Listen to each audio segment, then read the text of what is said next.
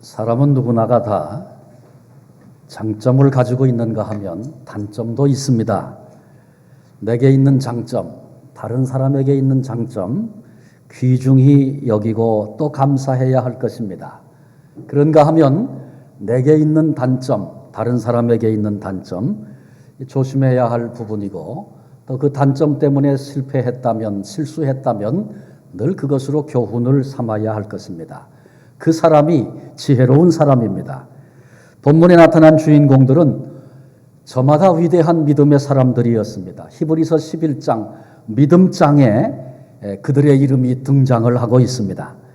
그런데 그 위대했던 믿음의 사람들이 본장에 와서 엄청난 실수를 범하게 됩니다. 그런데 기억해야 할 사실은 그들이 범했던 실수, 우리도 저지를 수 있는 실수라는 것입니다. 그들이 가졌던 약점, 그들의 약점만 아니고 우리의 약점일 수도 있다는 사실을 알아야 합니다. 그래서 오늘 이 시간 이들의 실패를 함께 살펴보면서 우리가 붙잡아야 할 영적인 교훈을 함께 나누려고 합니다. 먼저 살필 사람은 이삭입니다. 우리는 이삭이라는 인물을 잘 압니다. 아버지 아브라함이 하나님의 명령을 듣고 아들 이삭을 잡아 번제로 드리려고 할 때에 저항조차 하지 아니하고 마치 어린 양처럼 그렇게 순종해서 아버지의 칼을 맞으려고 했던 그런 믿음의 사람이 이삭이었습니다. 이미 우리가 살핀 것처럼 화평하는 일에 힘썼던 사람입니다. 하나님이 화평을 중요하게 보신다는 사실을 알고 화평을 지키기 위해서 이제 희생도 마다치 않았던 사람이 이삭이었습니다. 그런데 이런 이삭이 의도를 가지고 일부러 하나님의 뜻을 외면하고 자기 뜻대로 행하려고 시도하는 이런 실패의 모습을 오늘 본문 속에서 보게 됩니다. 이삭이 나이가 많아 늙었습니다. 기운이 점점 떨어지고 이러다가 이제 내가 죽겠구나, 죽음을 예측하게 됩니다. 그런데 그때 그의 눈은 심히 어두워서 야곱과 에서를 구별하지 못할 정도로 눈이 어두웠습니다. 어느 날 에서를 불러서 이렇게 말합니다. 내 죽음이 가까워졌는데 내가 죽기 전에 너를 여호와 앞에서 축복하기를 원한단다. 너 나가서 나를 위해서 사냥해다가 별미를 만들어 오면 내가 그거 먹고 마음껏 내가 너를 축복하리라. 야곱과 에서가 리브가 아내 복중에 있을 때에 큰 자가 작은 자를 섬기리라. 하나님이 예언적인 말씀을 이미 주셨습니다. 그리고 이삭은 그것이 무엇을 의미하는지를 알고 있던 사람입니다. 그런데 이제 죽음을 생각하면서 신앙의 계보를 잇는 장자의 축복을 하려고 할 때 그것을 이제 에서에게 하려고 하는 것입니다. 어떻게 믿음의 사람이었던 이삭이 하나님이 가르쳐 주신 하나님의 뜻을 외면해버리고 그것도 의도적으로 그리고 자기 뜻대로 하려고 하는가? 이 엄청난 실패가 어디서부터 왔습니까? 그건 편애로부터 시작된 것입니다. 이삭은 우리가 아는 것처럼 아주 수동적인 사람이고 소극적인 사람입니다. 그런데 아들 에서는 아주 씩씩하고 적극적이고 활동적이고 성격이 호탕합니다. 그래서 아버지 이삭은 엄두도 못 내는 일을 이 에서는 그냥 아주 쉽게 하는 거예요. 이런 성향이 이삭의 마음에 에서가 흡족하게 느껴졌는지 모르겠습니다. 뿐만 아니라 아버지가 좋아하는 그런 짐승들을 사냥을 해 잡아다가 종종 별미를 만들어서 아버지를 기쁘게 해드리는 그런 효도하는 아들이었습니다. 계속해서 이삭의 마음속에 내가 장자로 축복한다면 내가 사랑하는 에서에게 해야지. 이것이 에서의 마음이었습니다. 이삭의 마음이었습니다. 에서를 향한 편애. 아들이 둘이 있는데 그중에 내가 좋아하는 아들을 아주 눈에 띄게 편애합니다. 이런 편애는 자녀들 사이에 갈등을 낳고 여러 가지 문제를 만들어냅니다. 제 부모님은, 제 어머니, 제 모친은 아주 몸이 약한 그런 분이셨고 무남 동료 외동딸이셨습니다. 제 부친을 만나서 결혼한 다음에 자식을 무려 7을 낳습니다. 그런데 제가 7 중에 6째거든요. 제일 큰 형님과 제일 작은 누님은 얼굴도 모릅니다. 왜? 어려서 세상을 떠났기 때문에 그렇습니다. 근데 저희 어머니 아버지가 자식 아들 하나 딸 하나를 잃고 나니까 자식을 잃는 것에 대한 두려움이 있으셨던 것 같아요. 저를 낳았는데 이게 삐쩍 마르고 길쭉한 게 이게 사람 구실 못할 것처럼 그렇게 보인 거예요. 그리고 실제로 제가 언젠가도 그런 말씀을 드렸습니다만 제가 어린 시절에 아주 병약한 시절을 보냈습니다. 그래서 사람들이 저는 아무래도 사람 구실하기 어렵겠다 이런 얘기들을 주변에서 했어요. 그러니까 자식을 잃은 고통과 슬픔을 경험한 저희 부모님들께서 이거 또 죽을까 봐 아랫목에 묻어놓고 심부름은 형이나 동생 시키지 저를 시키지 않고 눈에 보이는 편애를 한 거예요. 저는 어린 시절에 그걸 잘 몰랐습니다. 그냥 우리 집은 나를 중심으로 돌아가는 것보다 그렇게 제가 알았었어요. 그런데 나이가 들어서 형제들하고 얘기해 보니까 제가 어린 시절에 형제들에게 미움을 많이 받았더라고요. 편애 때문에. 그냥 감싸고 도시니까 이거 또 죽을까 봐 그냥 좋은 거 있으면 혼자 다 먹이고 그저 뭐든지 얘기하면 그건 다 들어주고 그러니까 형제들이 많이 미워했더라고요. 물론 지금은 다 충분히 어머니 아버지가 자식을 잃은 그런 고통을 겪었기 때문에 그런 마음이 있으셨구나 다 이거 이해하죠. 그런데 어려서 자라는 시절에는 그게 불화가 되고 아픔이 되고 그랬던 겁니다. 근데 이삭이 에서를 편애하면서 에서와 야곱 사이에 갈등이 있을 뿐만 아니라 이 편애로부터 시작된 아버지 이삭의 마음속에 잘못된 것들이 자리를 잡아서 영적인 바른 분별력을 잃어버리고 그리고 지금 장자의 축복을 에서에게 하겠다고 작정을 하고 그 일을 지금 진행하고 있는 겁니다. 두 번째 등장하는 사람은 리브가입니다. 리브가가 믿음의 사람이라는 것을 우리가 다 압니다. 그녀는 아리따운 여인이었습니다. 마음과 자세가 아름다웠습니다. 친절한 사람이고 과단성이 있는 그런 사람이어서 나이 많은 노인들이 볼 때에 이런 여자 같으면 며느리감 했으면 좋겠다 탐낼 정도의 그런 여성이었습니다. 그런데 이런 리브가가 지금 남편을 속이기로 작정을 한 겁니다. 어느 날 이삭이 에서에게 하는 얘기를 리브가가 듣게 됐습니다. 이삭이 하나님의 뜻을 저버리고 자기 뜻대로 이제 에서에게 장자로서의 축복을 하겠다는 이 이삭의 계획을 리브가가 알게 된 겁니다. 그러자 리브가는 바로 야곱을 불렀습니다. 너 가서 염소떼 가운데 좋은 염소 새끼 2마리 끌고 와라. 내가 네 아버지가 무슨 음식을 좋아하는지 안다. 별미를 만들리라. 너 그거 가지고 가서 내 아버지에게 접대하고 에서가 축복을 받기 전에 내가 선수를 쳐서 네가 축복을 받아라. 그렇게 아들 야곱에게 이 부끄러운 얘기를 아주 당당하게 지금 하고 있습니다. 리브가가 남편 이삭을 속이기로 작정을 하고 야곱을 조종하고 있는 겁니다. 근데 그때 리브가가 내가 지금 잘못하고 있구나 이런 생각은 요만큼도 하지 않았습니다. 야곱이 어머니의 얘기를 듣고 어머니 에서는 털이 많은 사람이고 나는 피부가 매끈매끈해서 축복받으려고 아버지께 들어가면 아버지가 나 맨질 텐데 너 이놈 에서가 아니고 야곱이구나. 내 정체가 들통이 나면 복은커녕 저주받지 않겠습니까? 이렇게 어머니에게 걱정하며 얘기를 합니다. 그랬더니 13절에 어머니가 그에게 이르되 내 아들아 너의 저주는 내게로 돌리리니 내 말만 따르고 가서 가져오라. 너 아무 소리도 하지 말고 그런 거 아무 상관없어 괜찮아. 가서 염소 새끼 끌고 와 그러는 겁니다.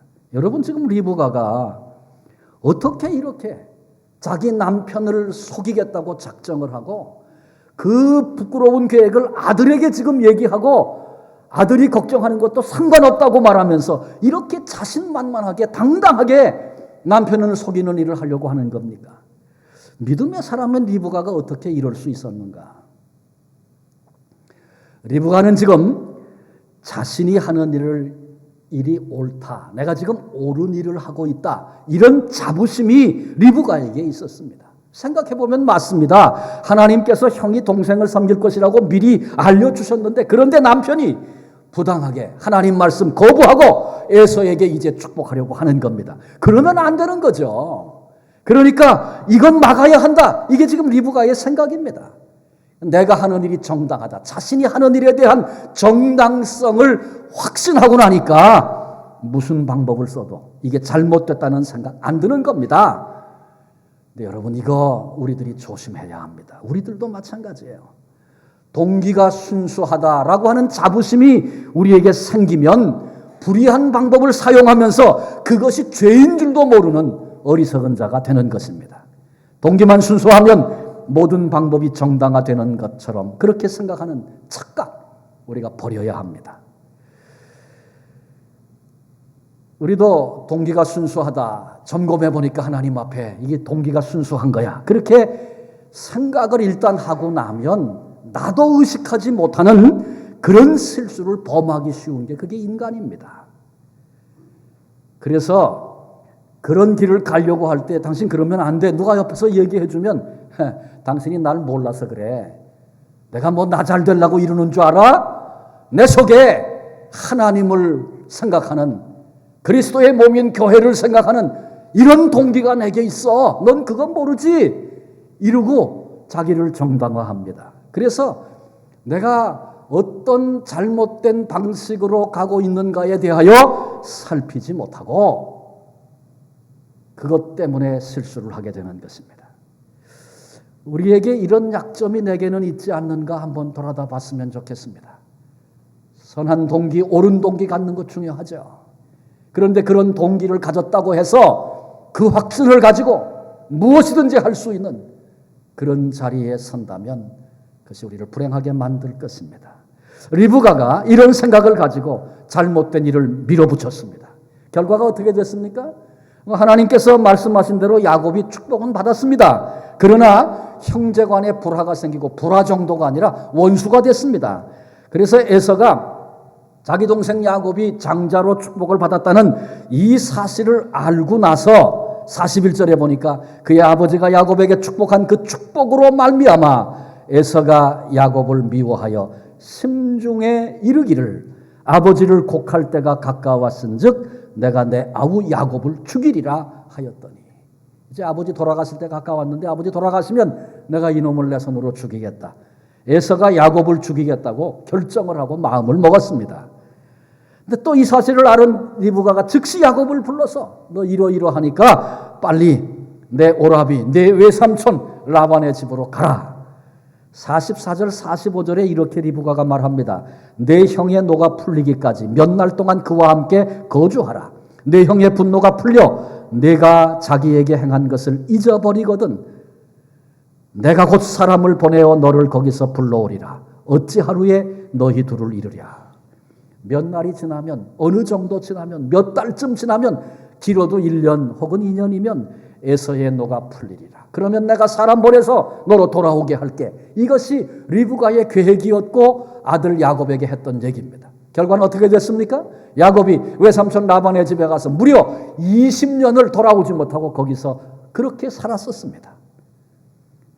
그리고 리브가가 그렇게 사랑했던 야곱 떠나보낸 이후에 다시는 얼굴도 보지 못한 채 그렇게 리브가도 죽었습니다. 동기는 옳았지만 방법이 잘못되니까 가정에 이 같은 큰 비극이 찾아오게 된 것입니다.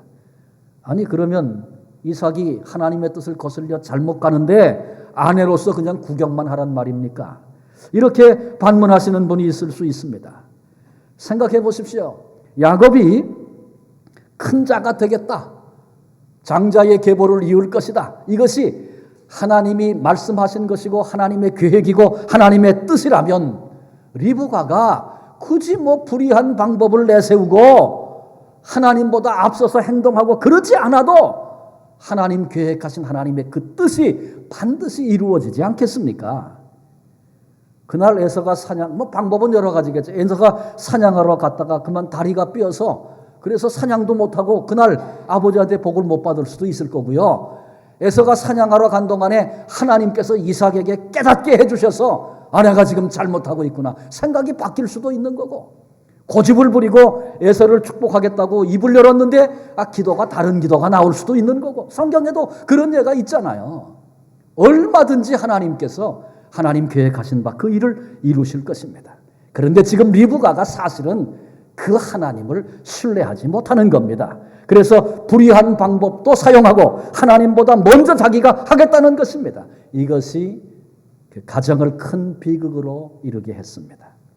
우리도 동기가 올바르다고 자부심을 갖고 그 자부심 때문에 다른 건 생각도 안 돼. 그래서 내가 잘못된 방법 쓰면서 그게 잘못인지도 모르고 당당하게 그 일을 행하는 그런 실패, 되풀이하지 말아야 합니다. 리브가가 우리에게 큰 교훈을 보여주고 있는 것입니다. 동기가 옳아야 합니다. 순수해야 합니다. 그렇습니다. 그런데 뿐만 아니라 방법도 정당해야 한다는 사실을 명심함으로 리브가의 실패를 되풀이하지 않는 우리 모두가 되어지시기를 바랍니다. 마지막 세 번째 사람은 야곱입니다. 지금도 유다 민족이 이루고 있는 나라를 이스라엘이라고 우리가 부르죠. 지금도 국가 명칭이 이스라엘입니다. 그런데 이 이스라엘이라고 하는 이름은 우리가 잘 아시는 것처럼 하나님께서 야곱의 이름을 이스라엘이라고 바꿔주셨습니다. 이제는 너를 이스라엘이라 하리라. 이스라엘이라고 하는 나라 이름이 야곱으로부터 왔습니다. 야곱의 12아들이 12지파를 이루게 됩니다. 국가의 근간을 이루게 된 것입니다. 우리는 아브라함의 하나님, 이삭의 하나님, 야곱의 하나님이라고 호칭하는 구약의 그 호칭을 잘 알고 있습니다. 야곱의 하나님, 그렇게 불려질 정도로 야곱은 위대한 인물이었고 믿음의 사람이었습니다. 그런데 이런 야곱이 지금 아버지 이삭을 속이고 있습니다. 18절에 야곱이 음식을 들고 이삭 앞으로 나갔습니다. 아버지 이삭을 부릅니다. 그랬더니 내 아들아, 내가 누구냐? 아마 한마디 아버지 부르는 그 음성 속에 이삭이 이게 뭐 이상하다 이렇게 느꼈던 것 같아요. 그래서 내가 누구냐 묻습니다. 그랬더니 야곱이 아버지의 맏아들 에서입니다. 별미를 해왔습니다. 맛있게 드시고 나를 축복해 주세요. 그랬더니 20절에 이삭이 아들에게 묻습니다. 내 아들아, 내가 어떻게 이같이 속히 잡았느냐? 지금 에서가 사냥하러 간 틈에 염소 새끼 끌어다가 음식 어머니가 만들었거든요. 에서는 돌아오기도 전인데 음식이 벌써 나온 거예요. 그러니까 내가 어떻게 그렇게 사냥을 빨리 했냐 묻는 것입니다. 그랬더니 야곱이 뭐라 그래요? 아버지의 하나님 여호와께서 나로 순조롭게 만나게 하셨음이니이다. 아버지의 하나님이 나를 도와주셔서 나가자마자 잡았습니다. 지금 아버지를 속이며 거짓된 일을 도모하면서 하나님의 이름을 들먹이고 있는 야곱을 본문에서 만납니다. 천연덕스럽게 거짓말을 하면서 그 거짓말에 하나님의 이름을 지금 팔고 있는 것입니다. 아니, 그 위대한 인물, 믿음의 사람 야곱이 어떻게 이렇게 되었습니까? 야곱이 이런 엄청난 실패를 한 것은 그 마음속에 자리 잡고 있는 한 가지 두려움입니다. 아까 이미 살폈습니다만 12절에 보면 아버지께서 나를 만지실진데 내가 아버지의 눈에 속이는 자로 보일지라 복은 고사하고 저주를 받을까 하나이다. 이제 어머니가 계략을 넣어줬는데 그 마음속에 그 일을 하면서 두려움이 있는 거예요. 아버지가 나를 알아보면 내 정체가 탄로 나면 아버지 속이다가 그게 다 드러나면 복은 고사하고 저주를 받고 다 끝나버리게 될 텐데 그 부분에 대한 두려움이 지금 야곱을 누르고 있는 겁니다. 그러니 반드시 성공해야 합니다. 뭐에 성공해야 돼요? 거짓말에 성공해야 돼요. 아버지 속이는데 성공해야 돼요. 죄 짓는데 지금 성공해야 하는 겁니다. 그러니 완벽한 거짓말, 완전한 범죄, 안 그러면 큰일 나니까 이 부분에 대한 두려움을 갖게 된다. 이게 두려움이 우리 마음을 사로잡으면 말이죠. 평소에 하지 않던 말, 평소에 하지 않던 행동이 툭툭 튀어나옵니다. 여러분, 이게 인간입니다. 그러므로 우리는 마음에 두려움이 밀려왔을 때 큰일, 중요한 일 결정하면 큰 실수합니다.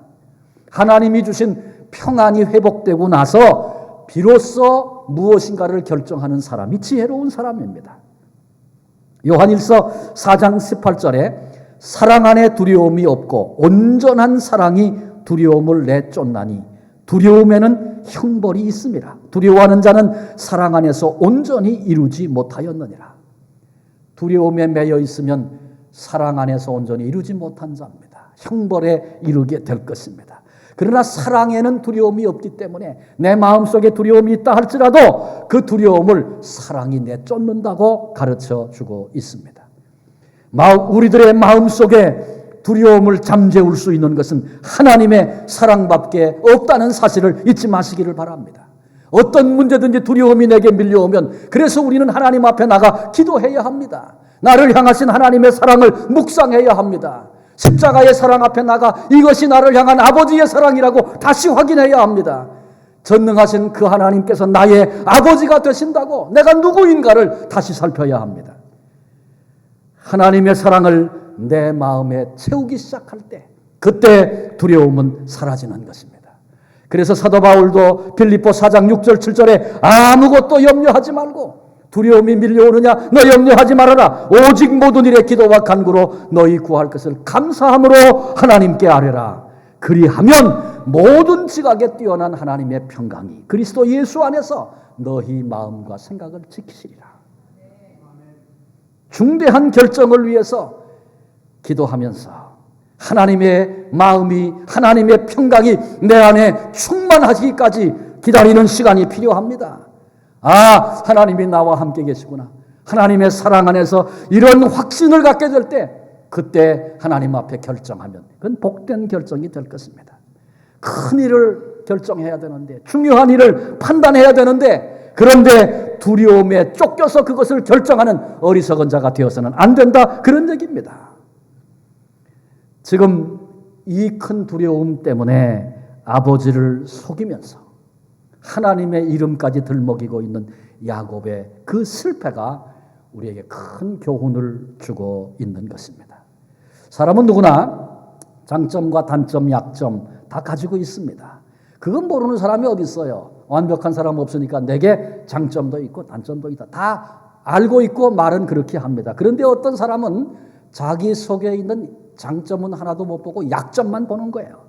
그래서 나는 쓸모없는 사람이다. 나는 아무것도 할 수 없다. 이런 패배의식에 빠져서 오늘을 사는 사람들이 있습니다. 또 그런가 하면 어떤 사람은 자기 속에 있는 약점은 전혀 못 봐요. 장점만 보는 거예요. 자기 속에 있는.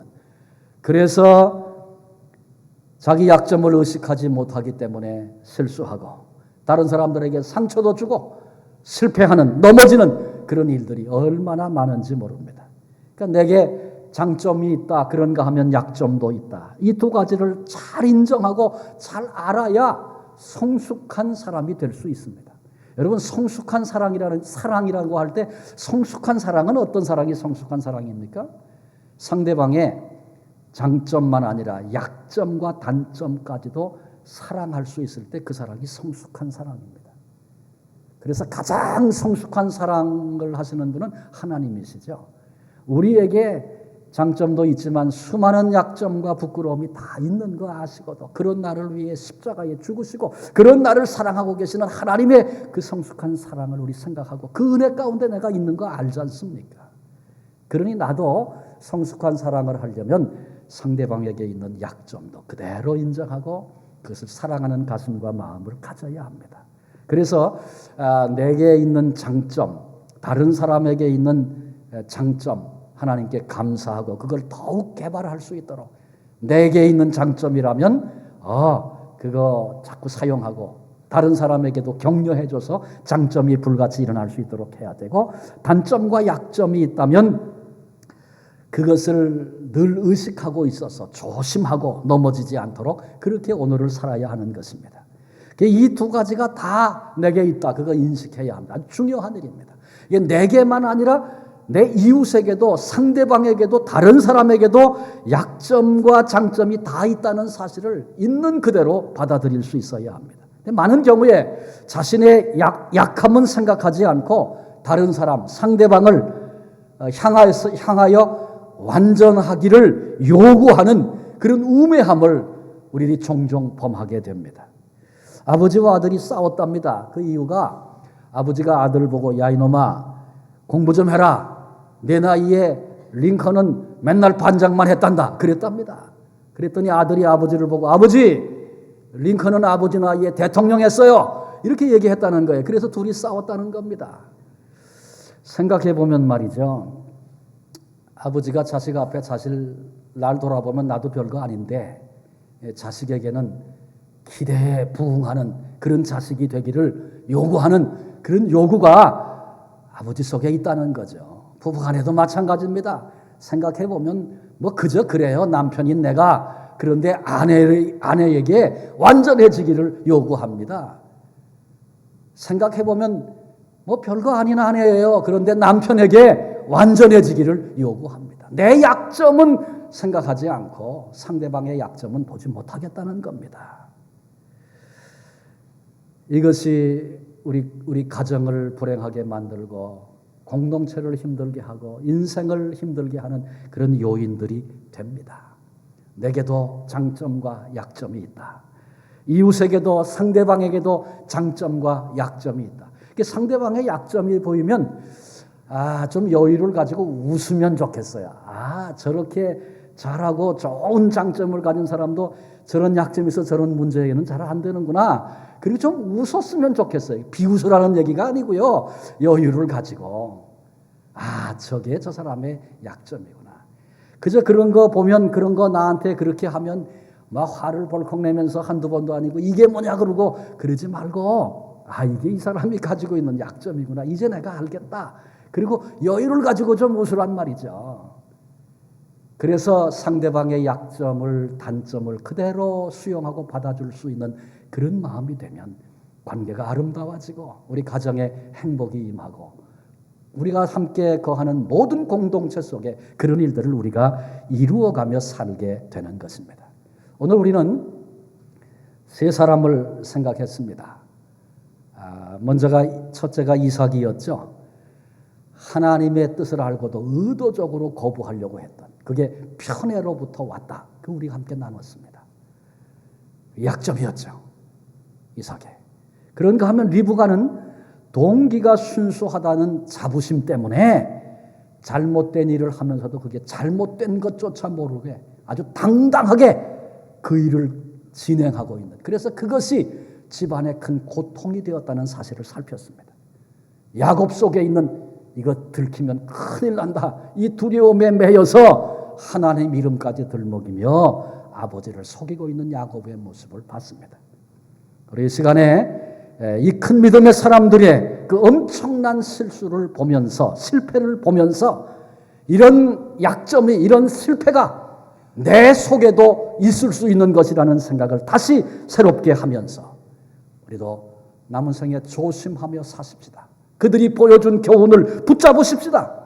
그래서 내 안에 있는 약점도 극복해내고 승리하여 우리의 삶을 통하여 하나님께 아름다운 영광을 올려보내고 그리고 내 주변에 붙여준 사람들 속에서 함께 더불어 기쁨과 행복을 누리며 그렇게 살아갈 수 있는 복된 성도 한 분 한 분 되어지시기를 주님의 이름으로 축원합니다. 기도하시겠습니다. 하나님, 위대한 믿음의 사람이었던 이들이 그들 속에 있는 약점이 작동하게 될 때 부끄러운 모습을 여실히 드러내고 실패하고 있는 모습을 우리가 말씀을 통해 살폈습니다. 그들이 가지고 있는 약점과 그 실패가 오늘 내 속에도 있을 수 있는 것임을 다시 생각했습니다.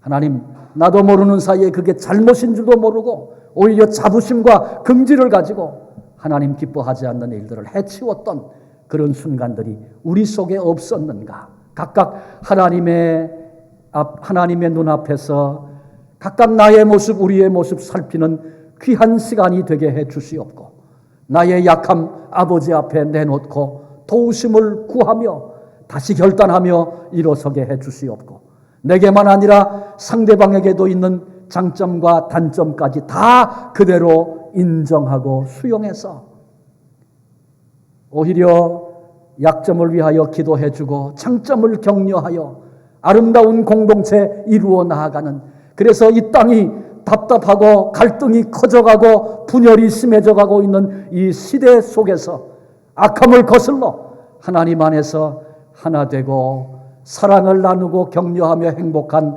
아름다운 공동체, 그리고 이 세상 속의 이 사명을 감당하는 우리 모두가 다 되게 하여 주옵소서. 이 은혜를 누리게 하시려고 우리를 불러내신, 십자가로 우리를 사랑하신 예수 그리스도의 이름으로 감사하며 기도하옵나이다. 아멘.